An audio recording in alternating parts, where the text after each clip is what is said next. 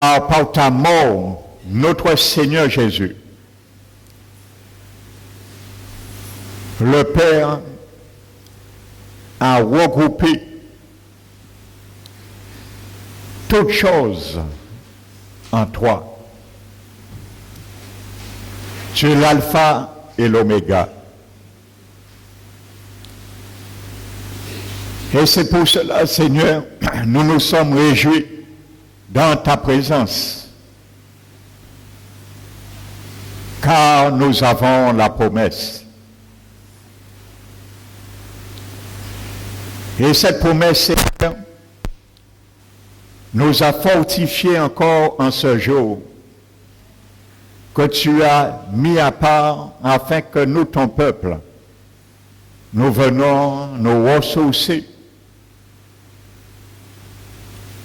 que tes eaux vives, limpides, claires comme du verre, qui coulent et qui sortent devant ton trône de gloire, où tu es assis à la droite de Dieu le Père, puisse se répandre ce matin dans ce lieu. Nous arroser, Seigneur, pour nous remplir de toi.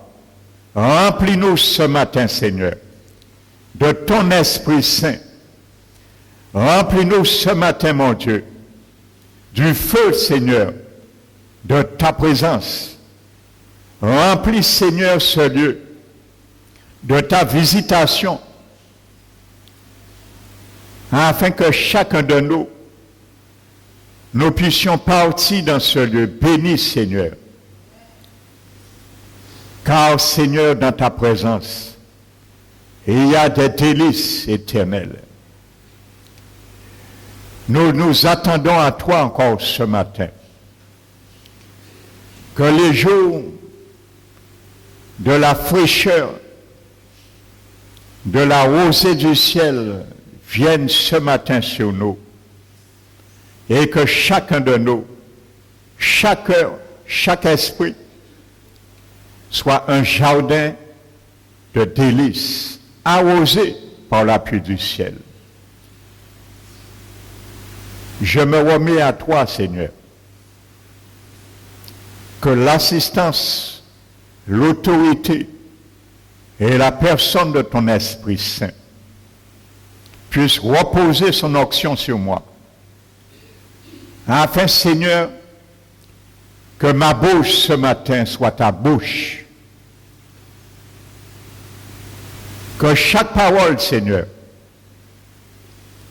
que tu permettras que ton Esprit Saint mette dans ma bouche, sorte, Seigneur, avec ton feu, afin qu'il y ait une œuvre rédemptrice, salvatrice dans les cœurs, et qu'elle ne revienne point à toi, Seigneur, sans accomplir son dessein et exécuter ta volonté, que tu voudrais, Seigneur, à travers tes paroles, que nous mettions en pratique dans nos vies. C'est pour cela que tu nous as appelés. C'est pour cela que tu nous appelles bien-aimés. C'est pour cela que tu nous appelles saints dans le Seigneur.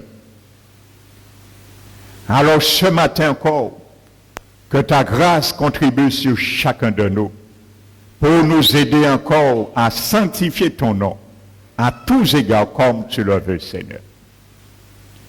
Nous nous présentons ce matin devant toi. Nous remettons, Seigneur, tout sommeil, toute distraction entre tes mains. Et je prends autorité ce matin dans ce lieu, au nom de Jésus-Christ, de chasser tout esprit envoyé dans le royaume des ténèbres, afin qu'il ne puisse prendre part et perturber les pensées. Je les lie et je les chasse ce matin loin de ce lieu, au nom de Jésus-Christ. Que ton Esprit, Seigneur, fasse son entrée et marche ce matin au milieu de nous. Visite les corps, Seigneur. Visite les cœurs, Seigneur. Qu'il y ait une parole qui guérit un corps ce matin, au nom de Jésus. Qu'il y ait une parole qui guérit une âme ce matin, au nom de Jésus. Nous te remercions, Père, au nom de Jésus-Christ. Amen. Asseyez-vous, frères et sœurs.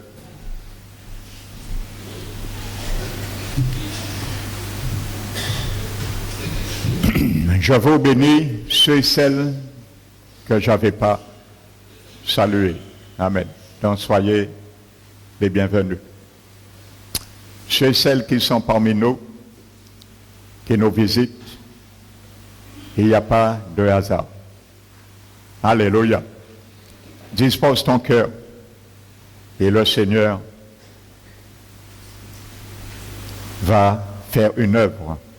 Dès qu'il y a un cœur, ça réjouit le cœur du Seigneur, car il sait, il peut rentrer.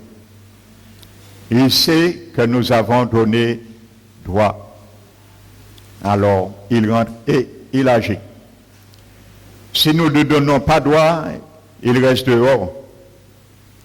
Et il continue à insister, à frapper. S'il continue, il insiste à frapper, nous nous entêtons. Il va mettre des situations, créer des circonstances difficiles dans nos vies, afin que nous lui disions, oui Seigneur, rentre maintenant. Alléluia. Qu'il soit ainsi ce matin, et que chaque cœur soit ouvert pour le Seigneur puisse souper avec nous. Chaque dimanche particulièrement, le Seigneur veut souper, car il a un menu qu'il apporte pour nous. Et afin que nous puissions baigner dans son conseil. Alléluia. Donc tu dois devenir ce que tu es déjà. Alléluia. Donc voici le thème, le titre de cette prédication dont j'ai commencé dimanche dernier. Tu dois être ce que tu es intérieurement. Alléluia. Nous sommes quelqu'un intérieurement. Nous devons le devenir extérieurement. Alléluia. Donc nous l'avons vu dimanche dernier. Alléluia. Que nous avons été prédestinés recréant Jésus-Christ pour de bonnes œuvres que Dieu a préparées d'avance afin que nous les pratiquions. Alléluia. Donc j'ai expliqué ce terme grec qui veut dire la prédestination. Alléluia. Et dans Éphésiens également, le chapitre 1, le verset 11, Paul emploie également ce même terme différemment. Nous avons été prédestinés. Alléluia. Il parle de prédestinés et il emploie un mot pour thésis. Thésis, le plan pour notre vie. D'avance. Alléluia. La prédestination. Donc Dieu, dans son plan, dans sa préscience, sait déjà ce que tu seras. Il sait ce que nous serons.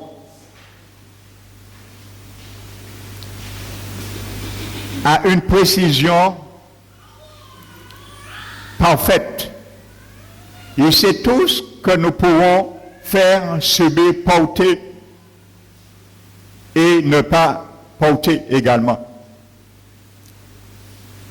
D'avance, il a choisi ce que nous devions pratiquer pour ne pas également nous charger. au-delà de nos capacités humaines. Alléluia. Donc je m'étais arrêté dimanche sur 2 Corinthiens 5 qui parle que si nous sommes en Christ, nous sommes une nouvelle créature. Les choses anciennes sont passées et toutes choses, voici, sont devenues nouvelles. Donc le mot nouveau, je disais, est un mot grec qui détermine au point de vue qualitatif. Alléluia. Donc notre esprit ne cesse d'être cette nouvelle personne régénérée qualitativement. Ça veut dire que chaque jour, nous ne cessons d'être meilleurs. Alléluia. Et dans le grec, nous voyons que ce verset est au présent. Ce n'est pas quelque chose qui a été fait. Notre esprit, dans la nouvelle naissance, a reçu ses qualités parfaites une fois pour toutes, mais dans le présent, continue à l'être et à le devenir chaque instant, jusqu'à ce que le Seigneur viendra.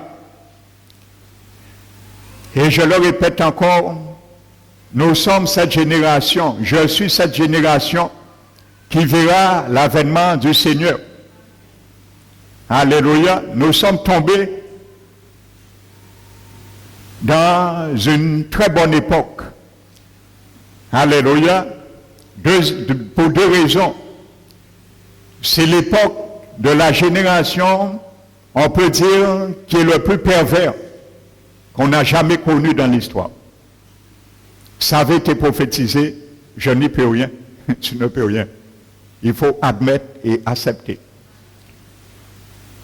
Donc, étant dans cette génération perverse, par la grâce du Seigneur, nous permet de nager à contre-courant et de remporter des victoires. Et deuxièmement, parce que c'est dans cette génération Jésus vient. Alléluia, nous le verrons. Amen. Il a donné des grands signes, nous avons vu ces signes, donc il ne peut pas mentir. Alléluia. Que tu doutes ou pas, que tu le crois ou pas, c'est une réalité. C'est nous qui avons vu Israël fleurir. En 1948, Jésus avait donné ce grand signe. Alléluia. En 1967, Israël a reconquéri. Alléluia. Les lieux qui lui redevenaient. Et je le redis, la Palestine, tôt ou tard, vous allez voir, si ce n'est cette année, on ne sait pas. Mais les choses s'esquissent devant nous. La Palestine reviendra aux Juifs, à Israël. Ça, vous pouvez le lire dans Ézéchiel 25-26.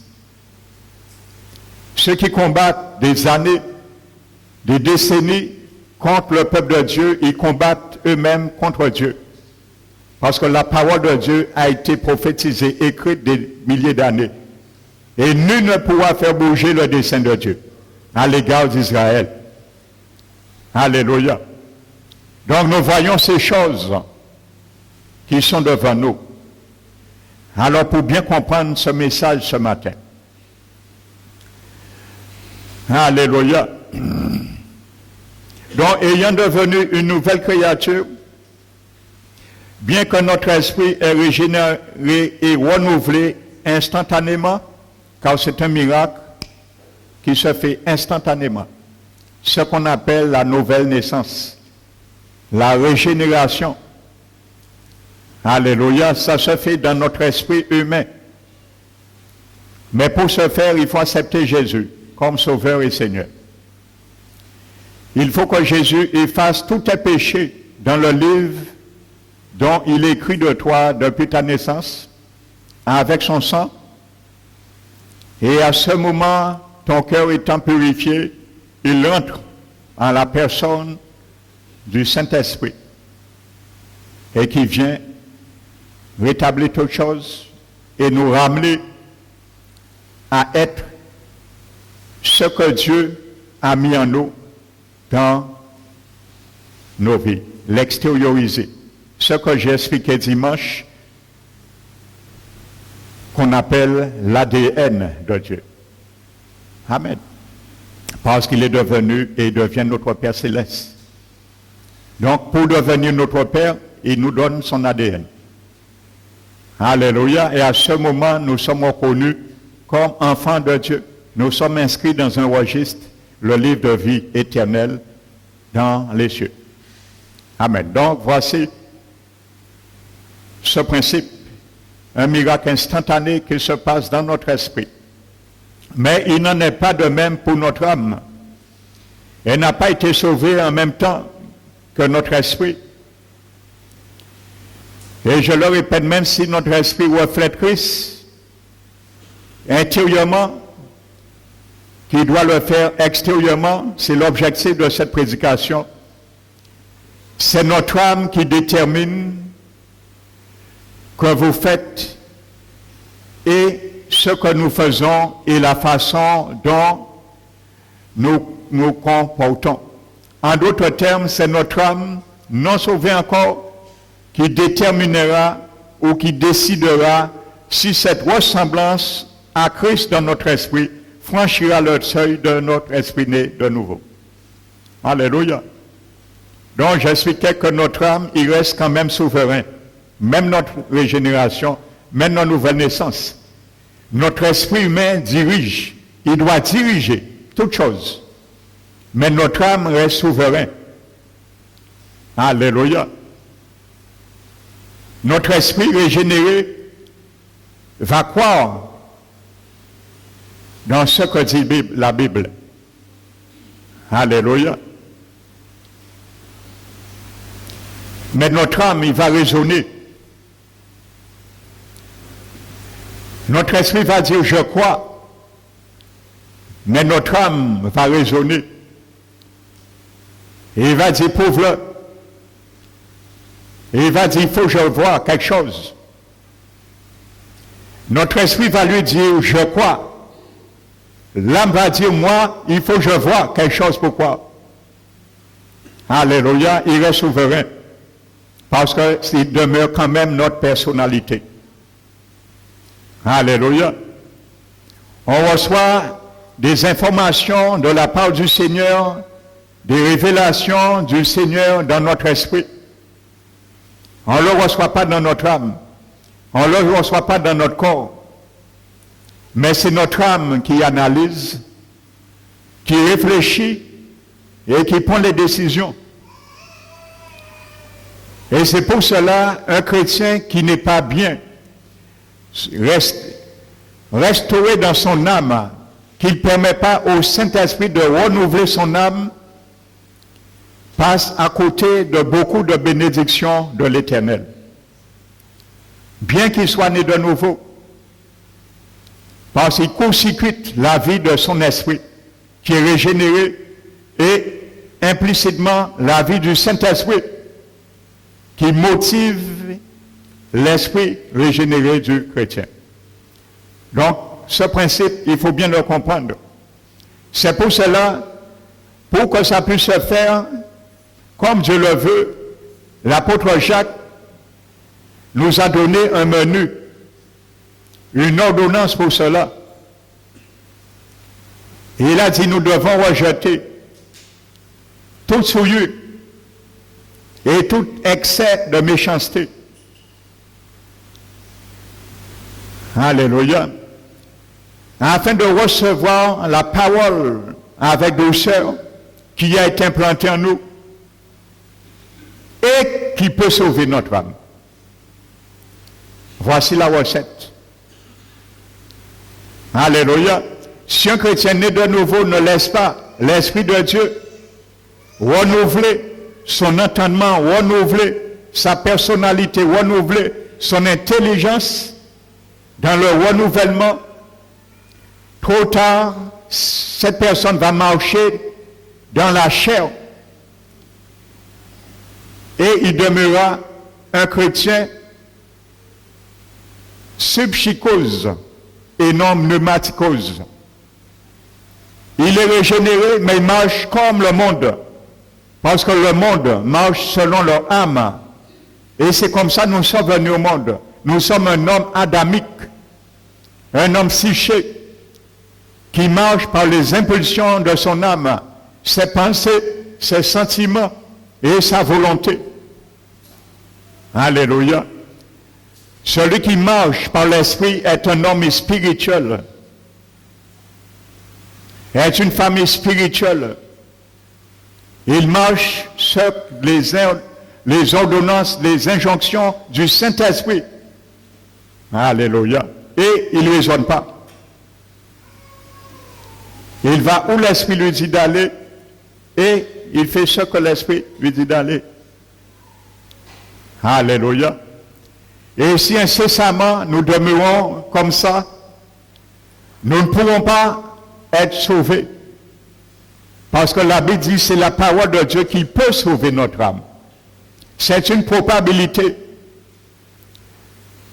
Alors, étant régénéré, toi, mon frère, c'est toi et moi qui décide si mon âme sera sauvée également un jour ou pas. Alléluia. Soit nous la sujettissons, ou soit nous le laissons faire à la place de notre esprit régénéré. Amen. Donc c'est pour cela, dans la transformation du renouvellement, nous pouvons être ce que nous sommes intérieurement. Autrement, nous ne pourrons jamais être ce que nous sommes intérieurement. Parce que notre âme, il va faire un cran à chaque fois. Et il va court-circuiter la vie de l'esprit à chaque fois. Et on ne pourra pas voir la vie du Seigneur se répandre de l'extérieur, s'extérioriser dans nos vies. Alléluia.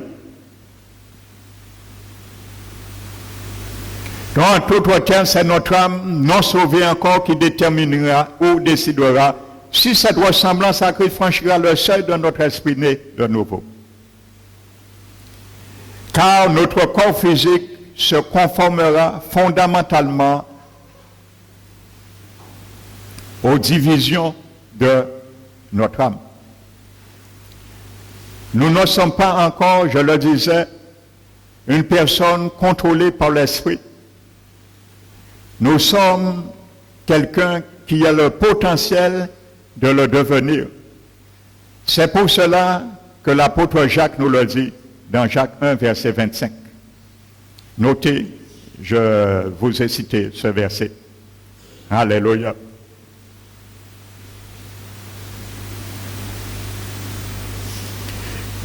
Cet chapitre, verset nous souligne clairement qu'il s'agit d'un processus. Notre esprit est sauvé, notre âme a le potentiel pour l'être.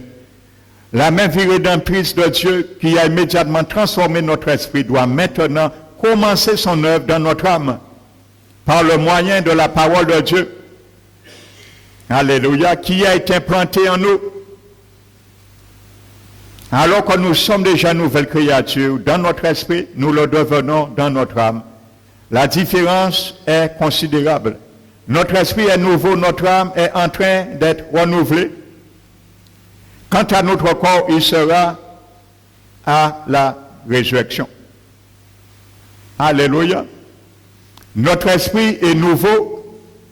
C'est l'Alliance qui le dit. Je vous donnerai un esprit nouveau, un cœur nouveau. Il n'a pas dit, je vous donnerai une âme nouvelle. Notre esprit est nouveau parce qu'il est régénéré. Il a reçu deux choses qu'il n'avait pas avant la régénération. La nature de Dieu et la vie de Dieu. Donc notre esprit, il est nouveau, effectivement. Ce n'est pas Dieu prend notre esprit, il le retire de notre corps et nous donne un esprit nouveau. Non. C'est ça que ça veut dire nouveau. Il a acquis des vertus nouvelles qu'il n'avait pas. La vie de Dieu et la nature de Dieu. Aucun homme ne naît intrinsèquement avec ces deux choses. Alléluia. Même si tu es né d'une famille chrétienne, tu n'hérites pas ta naissance ces deux choses, ni la vie de Dieu et ni la nature de Dieu. Il faut le devenir. Et pour cela, il faut passer par la nouvelle naissance. Ce n'est pas tes parents qui vont te donner l'ADN du Père Céleste.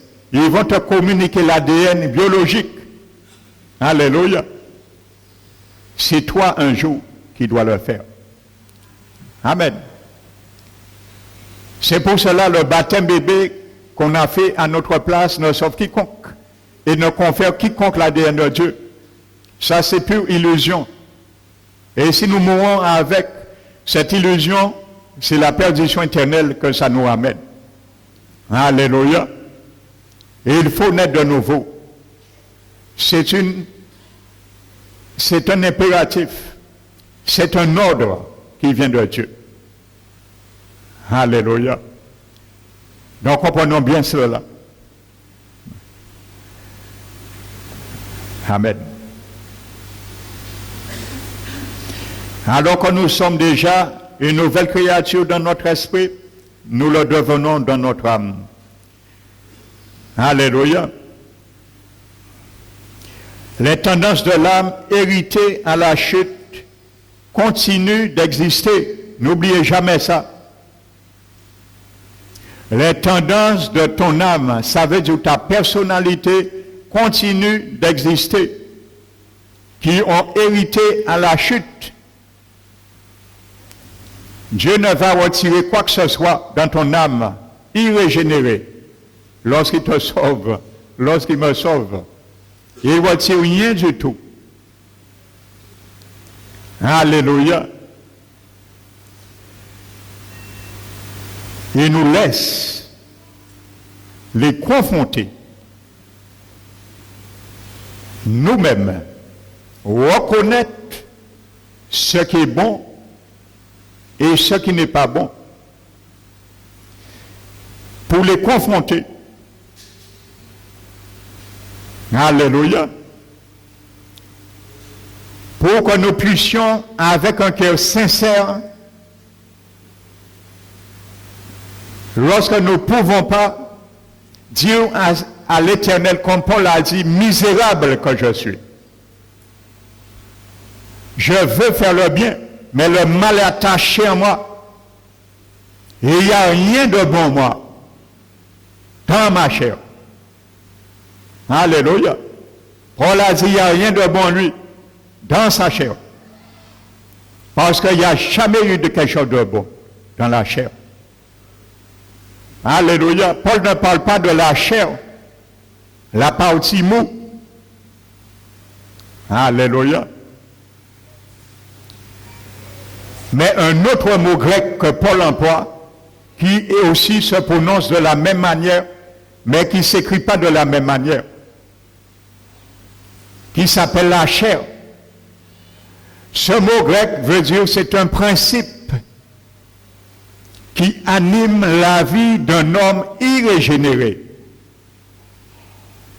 Donc Paul dit, il n'y a rien de bon dans ça. Parce que c'est rentré dans l'ADN d'Adam et Ève au jardin d'Éden, et Dieu n'avait pas mis ça en eux. Tout ce que Dieu a mis en Adam et Ève était bon.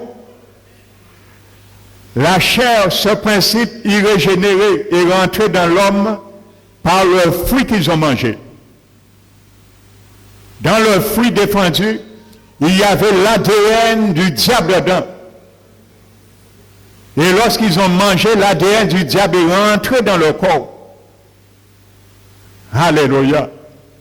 Et tout homme est né avec ce principe qu'on appelle la chair. Le fruit défendu représentait la vie du diable, la personne de Satan et sa loi qui était régie. Ils avaient un choix à faire. Alléluia. Donc c'est pour cela que Dieu ne va pas l'éradiquer. Alléluia. Paul a vu dans Romains 7, Paul a dit que par mon entendement, par l'entendement, je suis esclave de la loi de Dieu. L'entendement, c'est une loi qui est innée dans l'homme, qui est dans l'âme de l'homme. La loi de faire le bien et le mal, de reconnaître le bien et le mal. Ça, c'est dans l'homme.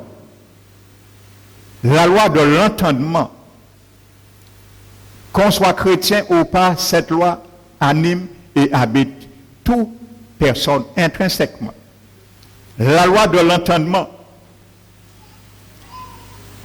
Paul dit par l'entendement, cette loi, je suis esclave de la loi de Dieu, parce qu'il veut faire ce que dit la loi de Dieu. Mais il dit par la chair, je suis esclave du péché. Alléluia. Et il a dit, lorsque je veux faire le mal parfois, j'arrive pas.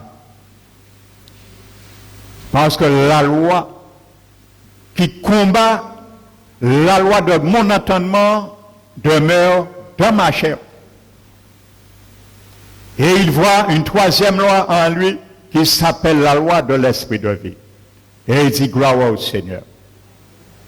Et cette loi, tu l'as et je l'ai, si tu es né de nouveau.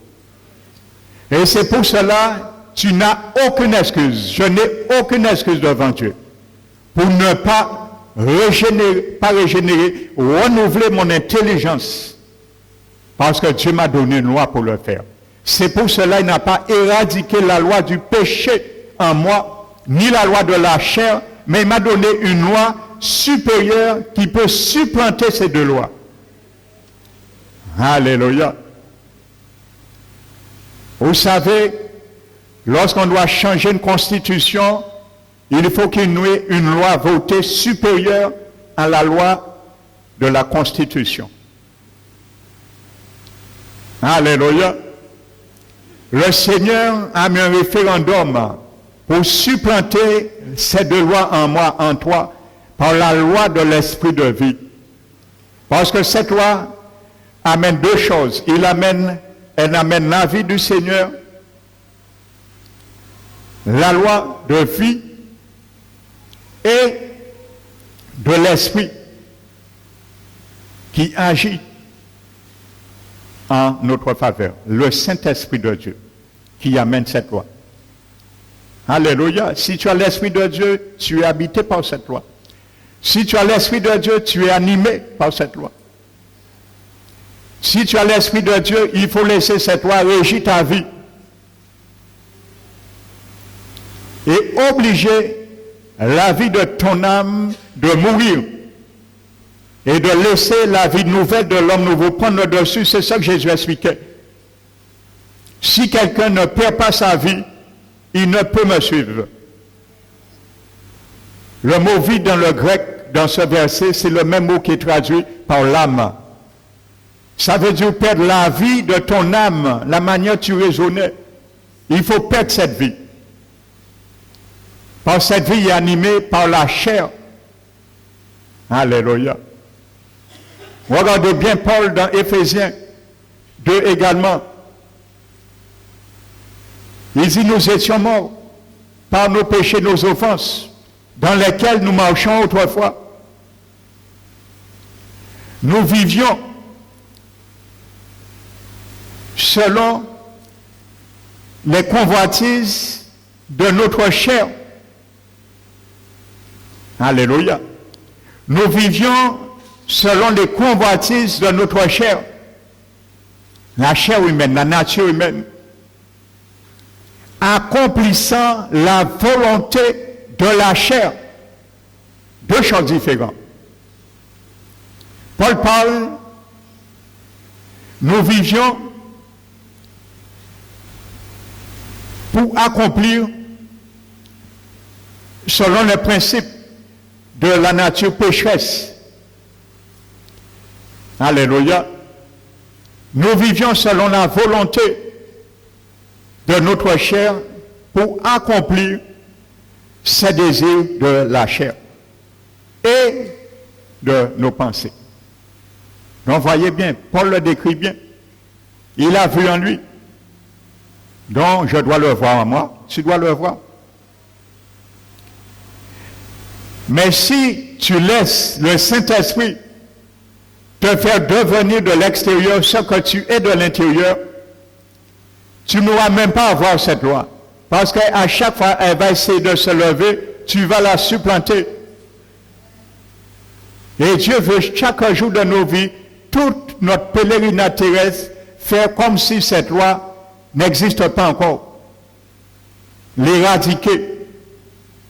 Parce qu'elle sera vraiment éradiquée le jour de notre mort ou le jour de l'enlèvement. C'est à ce moment seul que nous aurions pu ce combat, ce conflit. Le conflit s'arrêtera le jour de notre mort.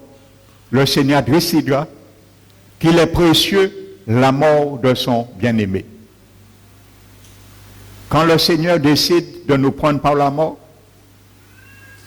alléluia, la Bible dit qu'il est précieux la mort de mon bien-aimé. Alléluia. Et s'il nous prend dans l'enlèvement pendant que nous sommes vivants, ce sera également heureux ceux et saints qui ont lavé leur robe dans le sang de l'agneau. Leurs œuvres les suivront. Alléluia.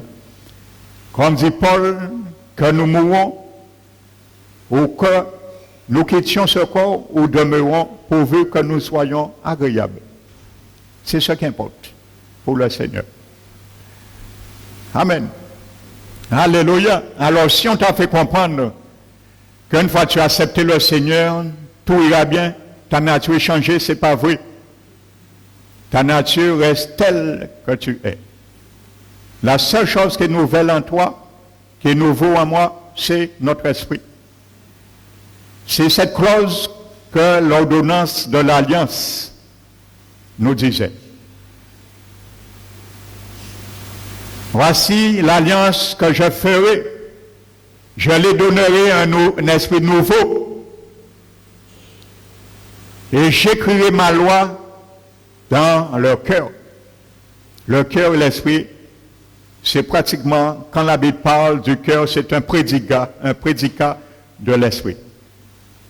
Alors, je vous ai déjà dit, le cœur, ce n'est pas la partie mot. Quand la Bible emploie le cœur, c'est un mot grec ou hébreu kardia, qui veut dire la partie psychologique du cœur. Et je dis, le cœur de l'homme, cette partie psychologique, est le personnage principal de l'homme. Alléluia.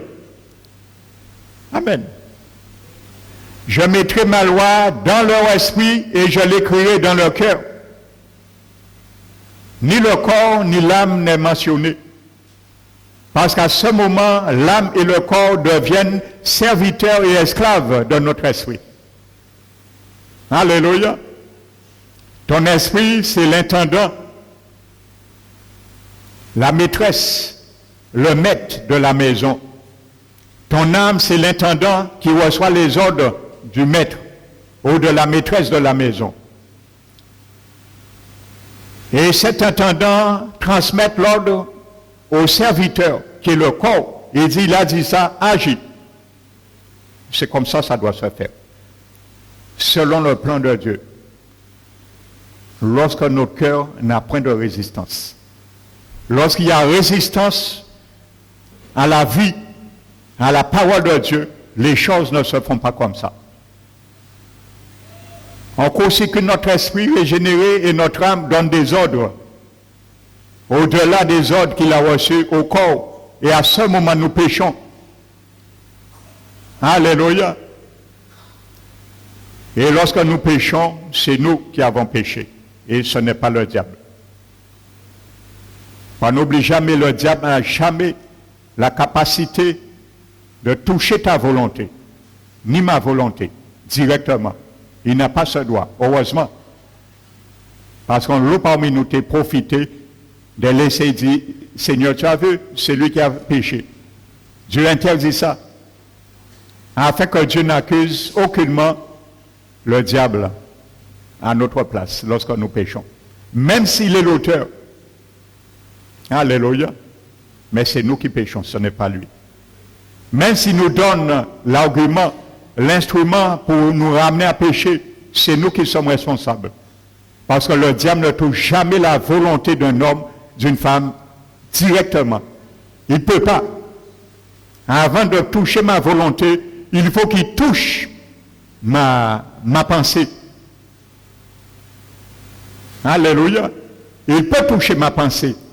Parce qu'il émet des mauvaises pensées. C'est pour cela la Bible nous dit, dans 2 Corinthiens 10, de rendre toute pensée captive à l'obéissance de Christ. Les mauvaises pensées, si je ne fais rien, ils vont rentrer et je vais l'accepter. Mais si je suis un bon sentinelle, je monte la garde, je vais les rendre captifs. Dis non, ça ne vient pas de Dieu. Et cette pensée ne vient pas de moi non plus. Je refuse. Jésus dit ça, cette pensée dit ça, ça ne vient pas de Jésus. Au nom de Jésus, je lis et je menote ces pensées. Alléluia, ça veut dire les menotter, les rendre captifs, menotter. Donc ça c'est notre part. Le Saint-Esprit ne le fera pas pour moi. Le Saint-Esprit ne le fera pas pour toi. Parce qu'il est écrit de rendre nous captifs. Il n'a pas dit l'Esprit va rendre captif. Il n'a pas dit Jésus va rendre captif. C'est nous, notre responsabilité, de gérer la situation et de reconnaître, décrypter si ça vient ou pas de Dieu. C'est nous. Alors pour cela, il faut que mes oreilles soient éveillées. Il faut que tes oreilles soient éveillées. Et il faut que ton âme, ton intelligence, mon âme, mon intelligence soient transformées par le renouvellement de la parole de Dieu. Il faut baigner dans la parole. Il faut se baigner dans la parole. Il faut nager dans la parole. Il faut dormir dans la parole. Alléluia. Pour que notre intelligence soit renouvelée. Lorsque les mauvaises pensées viennent, les rendre captifs. Dis où sont intrus, où sont criminels. Sortir là au nom de Jésus. Parce qu'il vient pour détruire, pour voler, pour détruire et tuer. Alléluia. Donc, si nous acceptons une mauvaise pensée par notre intelligence, nous avons analysé avant de prendre une décision. Mais la décision, je ne la prends pas avec mes pensées. Je la prends avec ma volonté. Mais avant de prendre une décision, c'est ma volonté, la volition, cette partie de l'âme que je prends une décision. Ma volonté décide. Mais c'est toujours l'âme. Mais avant, je décide par ma volonté. C'est mon intelligence qui a analysé la décision que je prendrai avec ma volition, dont l'entendement prime. Et c'est la muraille, la barrière. Alléluia. Donc si la mauvaise pensée est rentrée, je l'ai acceptée, je vais prendre une décision en vertu de cette mauvaise pensée et je vais pécher. Alors ce n'est pas le diable qui m'a fait pécher, c'est moi. Bien que c'est lui qui m'a inculpé ces mauvaises pensées. Alléluia. Donc il faut bien comprendre ce principe. Satan ne peut pas toucher ta volonté directement, mais indirectement il le fait. Par le truchement de nos pensées. Alléluia. Amen. Dans ce principe, il faut bien le comprendre. Ça, c'est toujours l'âme. La volonté, l'entendement et les émotions, les sentiments, c'est les sièges de l'âme, la personnalité de l'homme. Alléluia. Donc pour que l'Esprit de Dieu puisse nous parler, il faut vraiment que nous apprenions à laisser, par la parole de Dieu, renouveler notre sentiment, nos émotions, notre entendement, nos pensées et notre volonté. Alléluia. C'est ça. Donc, il y a du travail chaque jour pour nous. Alléluia. C'est pour ça, lorsque nous ne sommes pas habitués à laisser l'Esprit Saint, la parole, renouveler notre intelligence, lorsque nous nous trouvons brusquement dans une situation, nous ne savons pas quoi faire. Nous sommes confus. Parce que nous n'avons pas, comment dirais-je, nous n'avons pas travaillé pour lorsque les choses iront pire, comme la fourmi. Alléluia. Nous ne sommes pas préparés, donc nous nous trouvons au dépourvu et sans armes, désarmés, parfois devant l'adversité. Nous ne savons pas quoi faire, quoi dire, quoi décider. Alléluia. Et pourtant, la parole a été implantée en nous. Mais elle n'a pas eu le temps de s'enraciner. Donc nous nous trouvons désarmés bien souvent, frères et sœurs.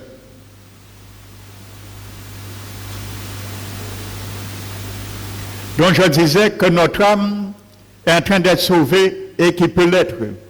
Donc ce verset souligne clairement qu'il s'agit d'un processus. Notre esprit est sauvé, notre âme a le potentiel pour l'être. La main vie rédemptrice de Dieu qui a immédiatement transformé notre esprit, doit maintenant commencer son œuvre dans notre âme, depuis notre commencement de notre nouvelle naissance, par le moyen de la parole de Dieu, qui a été implantée en nous. Alors que nous sommes une nouvelle créature, dans notre esprit, nous devenons dans ton âme.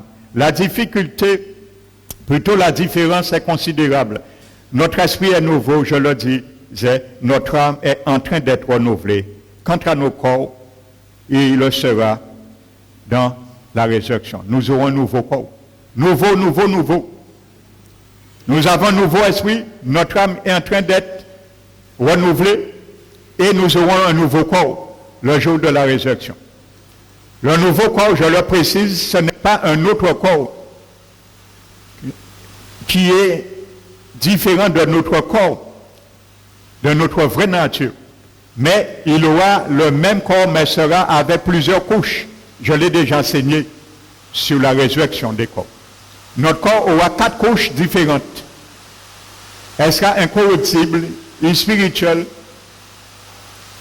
immortel et glorieux. Donc ce sera un nouveau corps. Ce sera 4 couches de peinture spirituelle que Dieu va donner à notre corps. Mais ce sera le même corps qui sortira dans la tombe. Amen. Donc Dieu veut nouveauté en toutes choses. Il a commencé dans notre esprit, il le continue dans notre âme et il achève dans notre corps en finalité.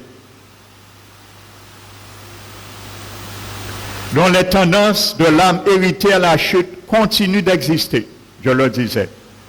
Ce sont les éléments de l'âme qui refusent souvent de reconnaître l'autorité de Dieu dans nos vies. Les éléments de l'âme, c'est ça qui empêche de reconnaître l'autorité de Dieu dans nos vies.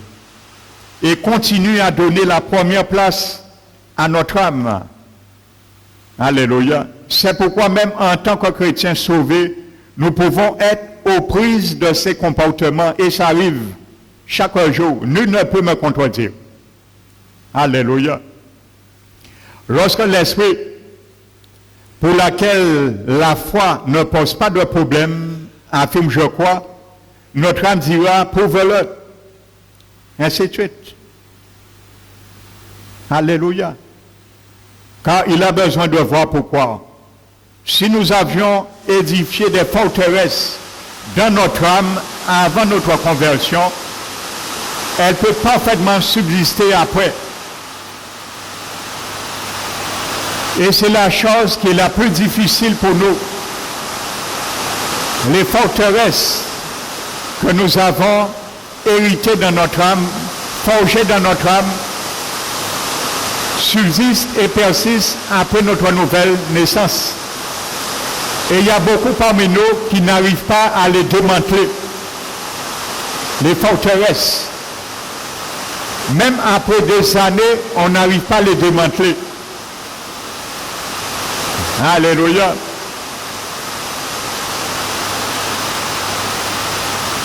C'est pour ça la Bible dit aussi, dans 2 Corinthiens, dit de renverser toute hauteur et raisonnement qui s'élève contre la connaissance de Dieu. Ce sont des forteresses. Nous avons tous des forteresses qui étaient implantées, qui sont encore implantées en nous. Nous ne voulons pas les démolir. Nous avons la capacité. Mais parfois nous refusons. Parce que ça nous porte un bien-être. Pas pour Dieu, pas pour notre croissance spirituelle. mais pour la gloire de l'orgueil du vieil homme. Nous les gardons. Ils sont bien là, des forteresses. Il y a des forteresses religieuses, des principes religieux. Nous avons gardé, conservé, disant que ce n'est pas grave. Ce n'est qu'une représentation fictive chez moi. Mais pour Dieu et pour Satan, cette représentation a une valeur à y être encore ou à ne pas y être encore. Vous savez, dans la religion, avant d'être convertis, beaucoup parmi nous, nous avions chez nous ce qu'on appelle des objets qui étaient voués au culte d'adoration de certaines divinités, de certains pays. Il y a aussi des objets qu'on appelle des amulettes. Des amulettes, ce sont des objets qu'on a fabriqués et qu'on a fait des incantations, et ces objets ont été sacrifiés, voués à certaines divinités. Par exemple, l'éléphant, papillon, le bœuf, l'éléphant, ainsi de suite. Ce sont des objets qu'on achète dans certains magasins, mais ceux-mêmes qui ont fabriqué ces choses ont consacré ces objets à leur Dieu, parce que ces animaux, ces insectes représentent des divinités. Donc ils ont fait des incantations et ils ont consacré ces objets à leur Dieu. Donc la personne qui achète ça naïvement, mais chez elle, à ce moment, il est lié, sans le savoir, avec un lien unique avec le Dieu, si c'est un aide ou autre. Donc il y a ça, il y a aussi certains, les amulettes qu'on appelle des objets qui empêchaient des sorts ou des présences maléfiques chez nous. Et par ces allumettes, ces objets qu'on appelle des amulettes, ça invitait des esprits à protéger, à rentrer en action pour cette protection que ces objets ont été voués, faits, établis. Donc nous sommes convertis et nous n'avons pas nous ne sommes pas débarrassés de ces choses parce que c'est bien, ça fait bien, ça décore et c'est beau, ça fait longtemps que je l'ai. Donc je ne vais pas m'en débarrasser, je suis converti, Dieu tient compte, ça n'a aucune valeur sur moi et aucune conséquence. Méfiez-vous. Même si tu es converti, même si tu es habité par l'Esprit de Dieu, si ce sont des amulettes, la Bible dit Dieu appelle toutes choses par leur nom. Dieu leur voit une amulette.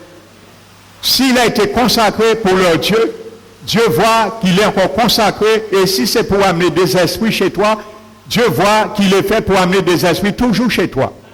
Il faut t'en débarrasser. Un point, c'est tout. C'est pour ça qu'il y a beaucoup de chrétiens nés de nouveau des années chez eux, il y a du bruit, il y a du désordre, d'esprits qui viennent les visiter. Parce qu'il y a encore des choses qui les donnent droit. Les esprits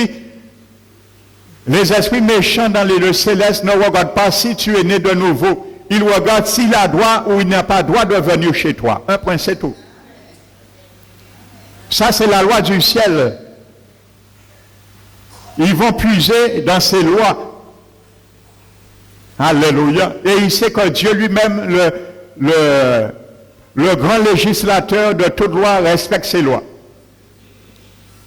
Ils vont puiser, Satan va puiser dans la Bible où il peut avoir droit légal, légitime de visiter une maison par certains objets ou images encore qui est encore chez nous.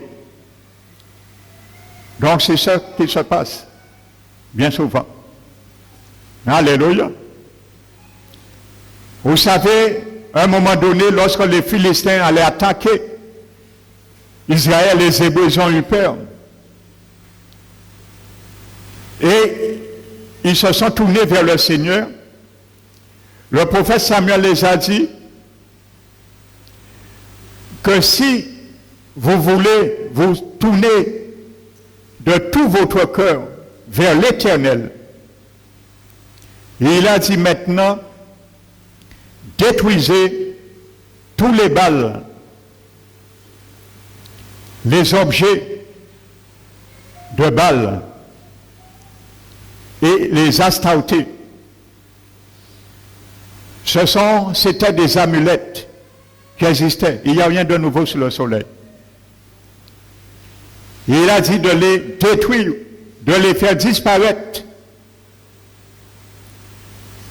Et il a dit que votre cœur se dirige maintenant vers l'Éternel. Alléluia. Donc lorsque nous avons choisi de suivre le Seigneur, il faut que notre cœur soit dirigé également vers l'Éternel. Si nous avons décidé de le suivre de tous nos cœurs, à ce moment, ils l'ont fait. Ils ont jeûné, prié. Et le Seigneur a agi en leur faveur. Alléluia. Amen. Donc, c'est le même principe également. Ce sont des forteresses. On dit, c'est pas grave. Il y a beaucoup d'objets, je vous le dis, qui sont voués au culte des divinités. Il y a certains objets qui représentent certains animaux qui sont voués, surtout dans des pays anciens. Lorsque vous voyagez, demandez au Seigneur conseil, si vous devez acheter un petit objet de souvenir, qu'est-ce qu'il faut prendre, qu'est-ce qu'il ne faut pas prendre. Parce que vous pouvez aller dans un pays très lointain et voyager avec un démon dans votre sac, sans que vous le sachiez. Donc, en vrai, ils ont parti bien, les ont rentrés en avion là, et tout, ils ont commencé à sentir problème des gens corps à autres, bitin pacaille. Parce que tu as mis un démon dans ton sac. Et tu vas le ramener chez toi. Et tu vas le ramener chez la personne pour laquelle tu as acheté cet objet, ce cadeau en souvenir. Alléluia. Donc comprenez bien ceci. Amen.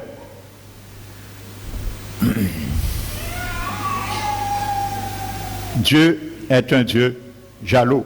Dans ton ignorance, le Seigneur nous fera comprendre un jour, connaître des choses qui se passent. Alléluia. Moi, je me rappelle, j'ai déjà donné ce témoignage.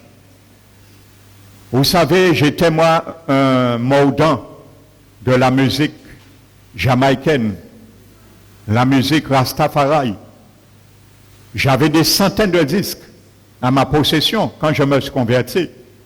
Je ne m'étais jamais débarrassé de ces disques.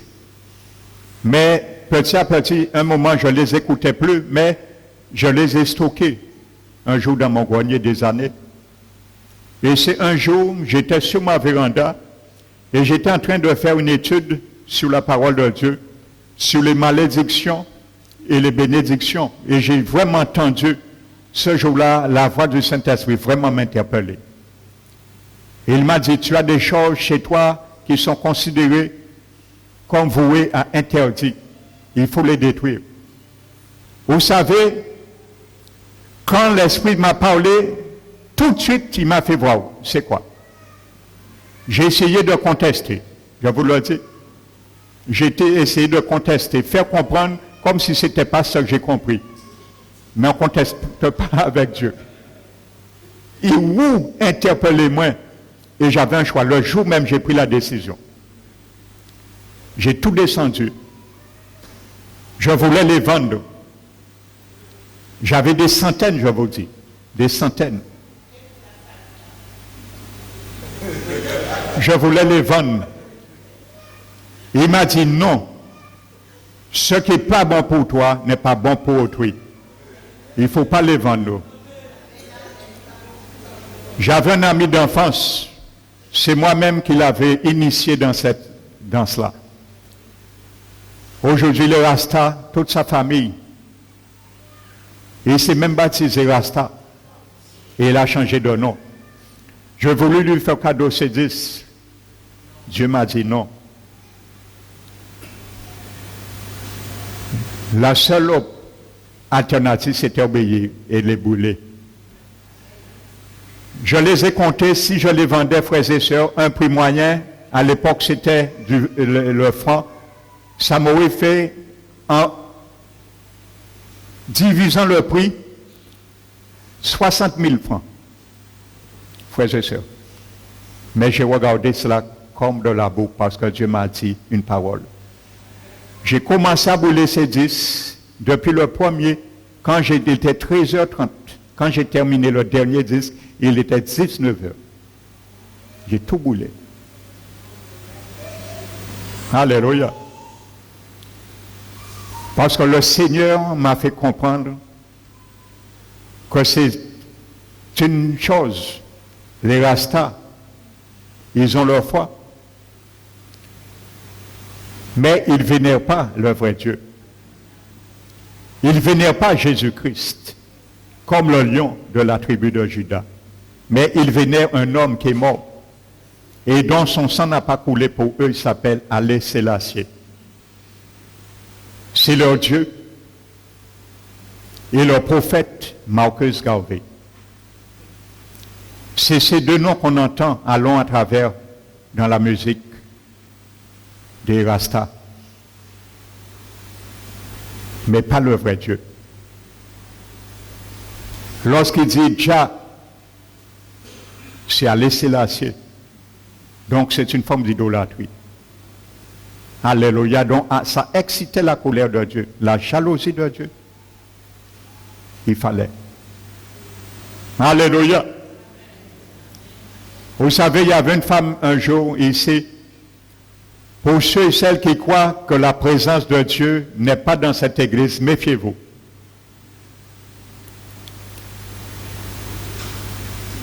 Et il y avait une femme qui était venue une fois. La première fois, elle est venue ici. Elle était de passage, elle était une visiteur. Elle était assise dans cette deuxième rangée. Et je me rappelle, pendant que je prêchais, j'avais cité l'Épître de Jean, le chapitre 4, qui parlait des ténèbres. Et quand j'ai proclamé cette parole, cette femme était assise là, elle avait un collier dans son cou, qui était très solide. Au moment où j'ai proclamé, peut-être certains se rappellent parce que ça s'est éparpillé à la vue de tous. Lorsque j'ai proclamé cette parole, le collier qui était dans le cou de cette femme a explosé. Et toutes les boules se sont éparpillées. Alléluia. À la fin, cette femme est venue me voir. Elle m'a dit, pasteur, mon collier s'est cassé. J'ai dit, oui, j'ai bien vu, ça s'est explosé à tel verset. Qu'est-ce qui s'est passé? Je lui ai dit, ne cherche pas à savoir si la parole de Dieu a brisé ce chapelet, ce collier. Il y avait des choses occultes, débarrasse-toi et jette les boules. Ne cherche pas à comprendre. Et sa fille qui l'avait amenée est venue me voir. Elle m'a dit que c'est moi qui avais fait ma mère cadeau ça. Ça fait des années en France. Et elle m'a dit, lorsqu'elle était allée acheter ce collier, dans le magasin, la vendeuse lui avait dit, chaque boule s'appelle l'œil du tigre. Et chaque boule avait une vertu pour protéger d'une situation différente. Alléluia. Mais l'onction du Seigneur a brisé. Alléluia. Le joug qu'elle portait. Amen. Et elle a été libérée de cela. C'est ce qu'on appelle des amulettes. Alléluia. Donc vous ne savez pas ce que vous achetez parfois. Priez avant d'acheter quoi que ce soit. Parce que maintenant, nous sommes dans les temps de la fin, ne vous voilez pas la face. Maintenant, les satanistes opèrent dans tous les domaines. J'avais déjà donné cet avertissement dans les produits cosmétiques. Je le réitère encore. Il y a des satanistes qui prennent certains produits cosmétiques puis ils vont avec ces produits dans un temple qui se trouve en dessous de l'océan, un vrai temple de Satan. Et ils vont porter ces objets et que Satan, il consacre ces marchandises au diable. Ils font des incantations, en retour, Satan les donne pouvoir et richesse. Et ils portent ces marchandises dans divers magasins dans le monde entier. Toute personne qui vienne naïve ou pas, ils coopèrent avec le royaume du diable dans ce temple. Lorsqu'ils vont acheter une fois, ils ne pourront jamais se défaire. La personne va toujours venir acheter. Si ce n'est pire, parce qu'il y a une incantation maléfique, un envoûtement qui a été fait sur l'objet. Alors maintenant, les satanistes travaillent de la sorte dans toutes sortes de marchandises, que ce soit dans les vêtements, que ce soit dans les perruques,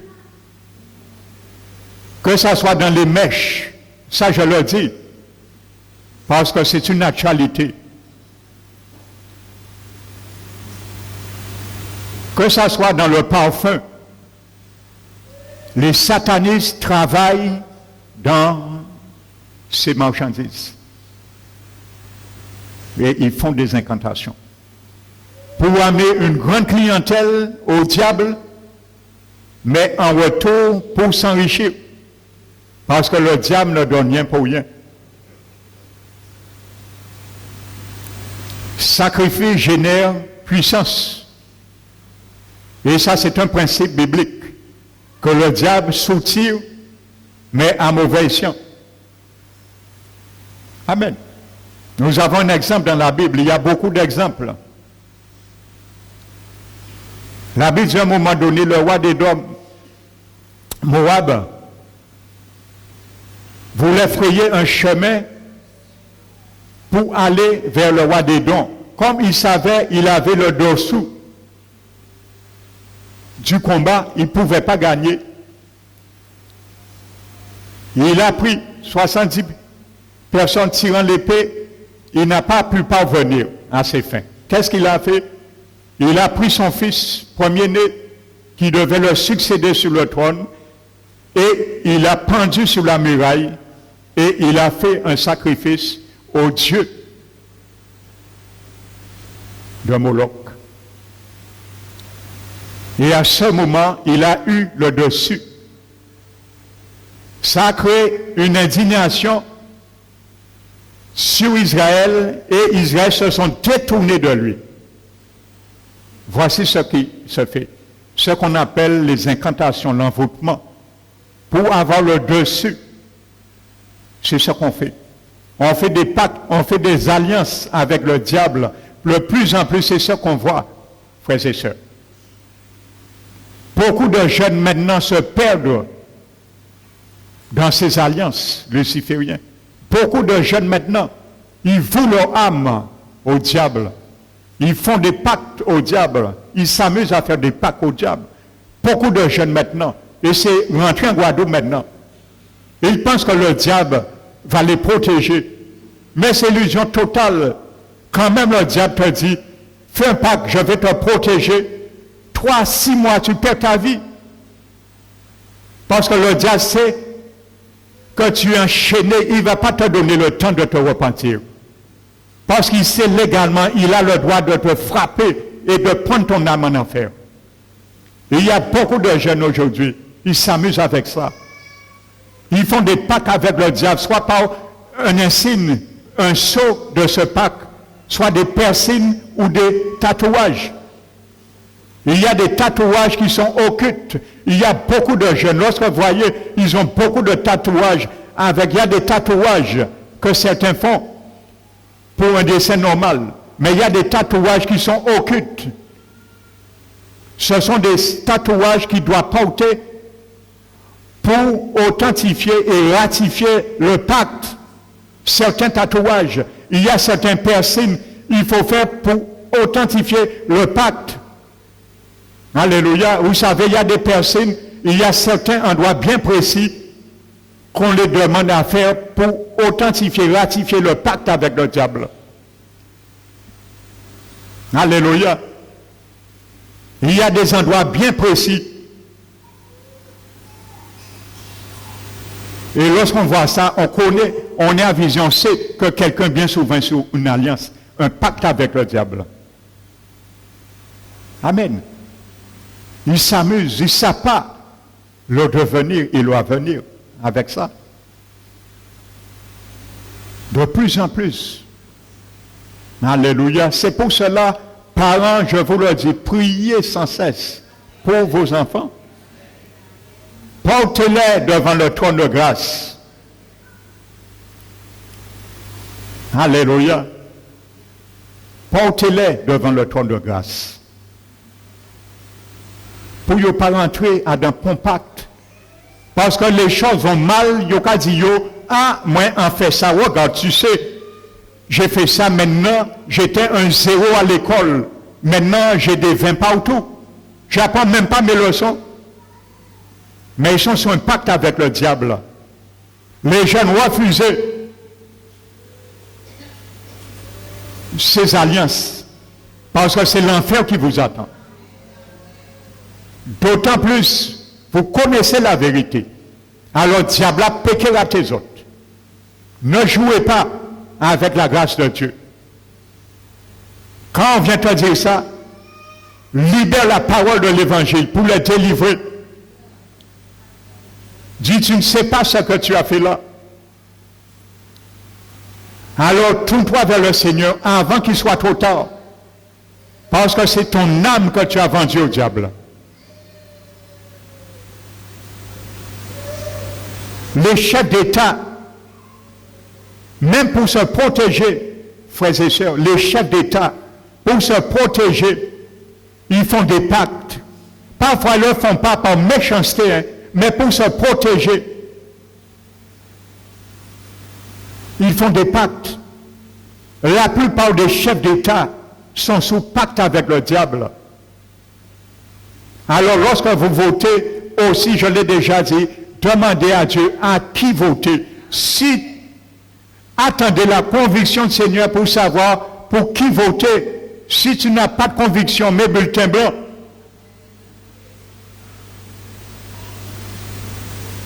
Avant que l'élu amène l'abomination et tu regrettes après que tu as donné ton suffrage. Alléluia.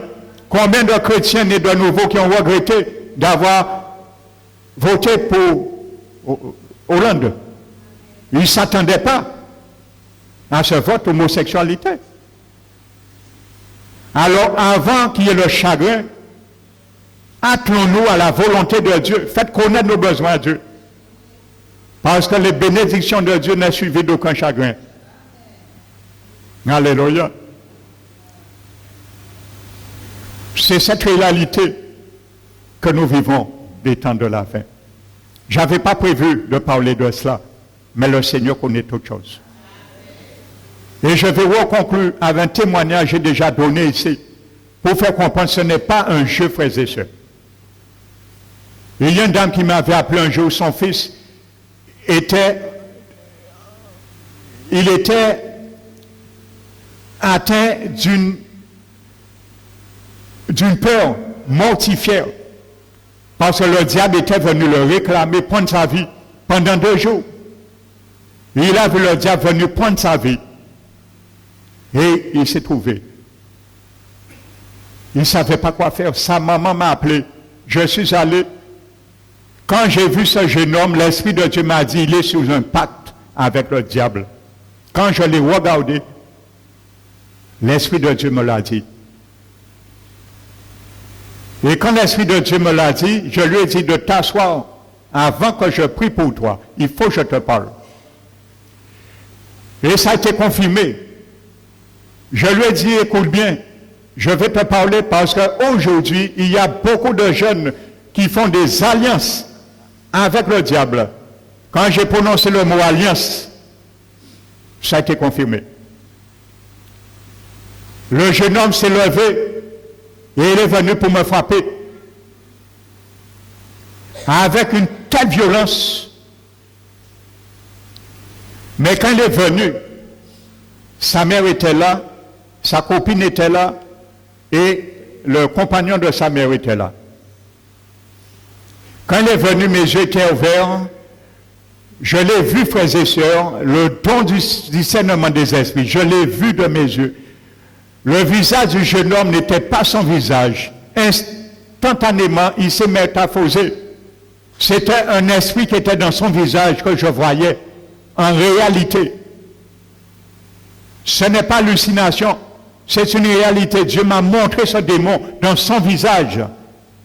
Ses yeux, l'esprit était rempli de colère, de haine, d'aigreur et de violence. Et quand il est venu, il s'est précipité pour me frapper avec une violence. Mais je suis resté, j'étais assis. Et je suis resté assis dans la paix. Et j'ai dit, non Satan, au nom de Jésus, tu ne peux pas me toucher. Celui qui est en moi est plus grand que toi. Lorsqu'il est venu avec la violence, je lui ai dit ça. Et j'ai dit au nom de Jésus, retire-toi. Et il a été propulsé 3 mètres en arrière d'un bond. Et il a été propulsé 3 bonds en arrière. 3 mètres en arrière, il est tombé. Il est revenu encore. Quand il est revenu, j'ai dit au nom de Jésus, je lis tout démon qui est dans le corps d'un tel. Et ces esprits ont été liés. Et il est venu, cette fois-ci devant moi, comme ça. Il était ligoté. Et c'est là que j'ai compris le nom de Jésus.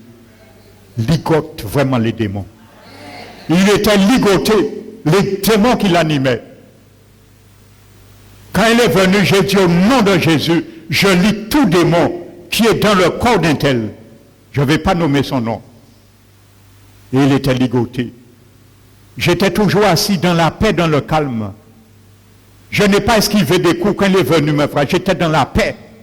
Parce que je savais que celui qui en moi est plus grand que Satan. Et j'ai dit au nom de Jésus, retire-toi. Et il a été propulsé 3 mètres en arrière une seconde fois.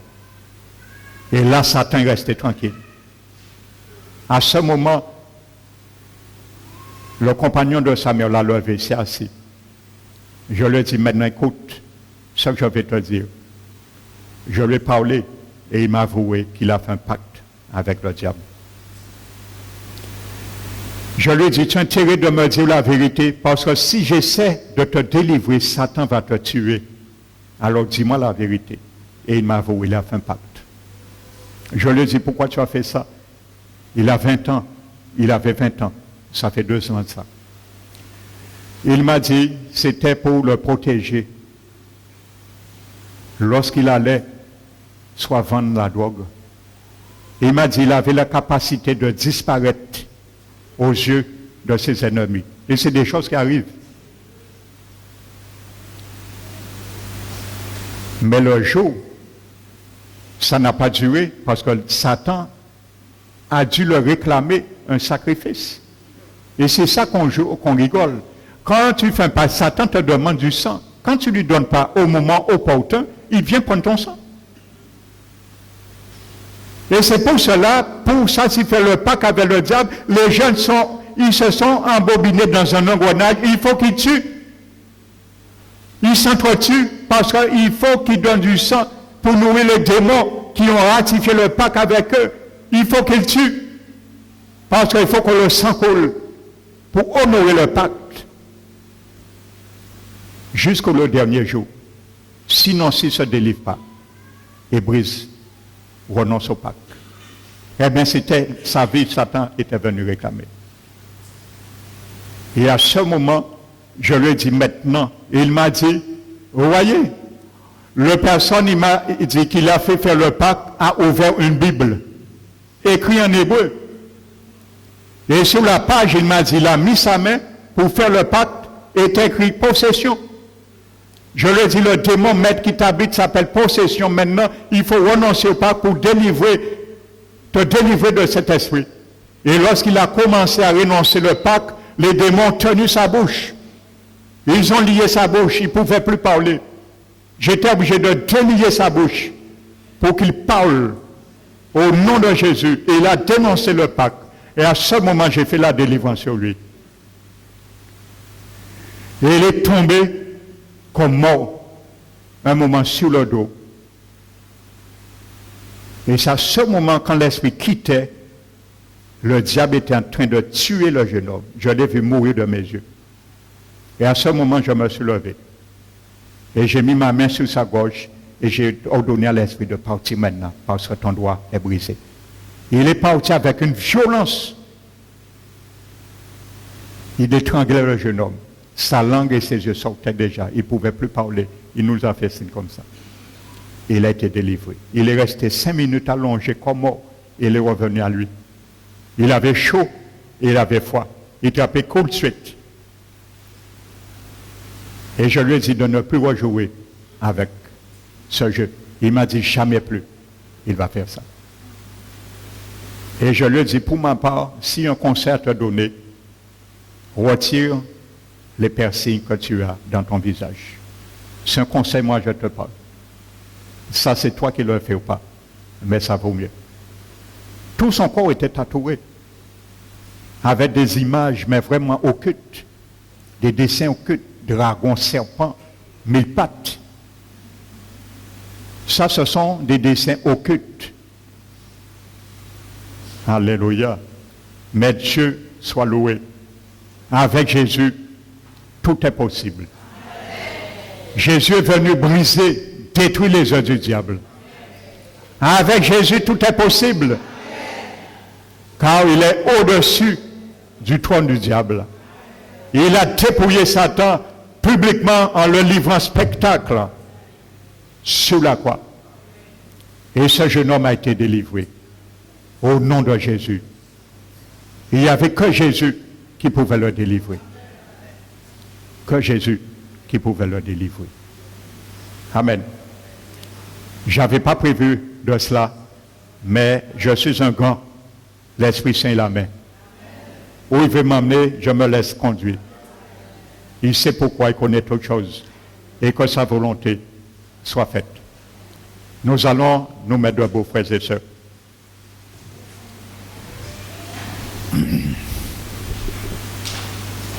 Fermons les yeux.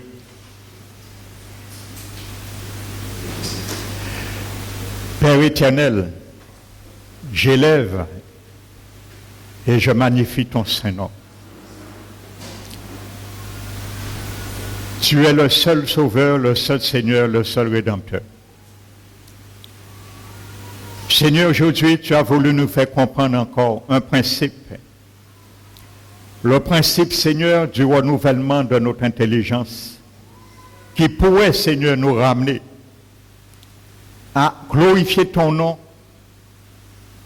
à manifester, en manifestant ce que tu as mis en nous, implanté en nous, de l'extérieur, afin que le monde voie qu'il y a un Dieu qui s'appelle l'Éternel, le seul unique vrai Dieu, de qui tout genou fléchisse devant le très haut de l'univers. Nous élevons le nom d'Éléon, El Shaddai, le Dieu tout-puissant, en qui nous avons tout pleinement ce Dieu qui a été manifesté en chair, en la personne de notre Rédempteur Jésus-Christ. Le Dieu véritable qui est venu faire connaître le Père en toutes choses. C'est ce Dieu, Seigneur, nous avons magnifié ce matin dans ce Dieu. Et nous te donnons la gloire qui t'est due, Seigneur. Merci encore pour ton amour pressant, Seigneur, qui nous pousse encore à la repentance. Que nos cœurs te disent, oui Seigneur. Que nos cœurs te disent, Seigneur, merci pour la rédemption. Merci Seigneur pour tes exhortations. Merci Seigneur pour la solution. Car Christ en nous, l'espérance de la gloire. Car Dieu a déposé corporellement en toi, Seigneur Jésus, notre Rédempteur, tout ce qui contribue à la vie, à la piété, la plénitude de Dieu. Tu le portes corporellement, Seigneur. Et c'est à cela, Seigneur, que tu nous appelles. Que tes paroles, Seigneur, que tu as imprimées dans nos cœurs, ce matin, puissent demeurer, Seigneur, encore comme une semence renouvelée, afin que ton esprit puisse l'arroser par la source dont tu es, l'eau vive qui coule de ton trône. Que par ce principe, Seigneur, ta main puisse guérir, Seigneur, des cœurs. Les cœurs brisés, Seigneur, les guérir, mon Dieu. Redresse, Seigneur, ceux qui sont courbés. Et guéris les corps encore, mon Dieu. Nous remettons, Seigneur, toutes choses entre tes mains, sous le pouvoir et l'assistance de ton sang. Garde-nous de sortir dans ce lieu, dans ta paix, Seigneur. Nous te remercions, Père. Et nous te disons encore merci pour la grâce et l'opportunité que tu nous as fait encore en ce jour de vouloir venir t'honorer, te magnifier, te glorifier. Reçois la gloire, l'honneur, la puissance qui t'est due dans le nom de Jésus-Christ. Amen. Nous allons bénir maintenant.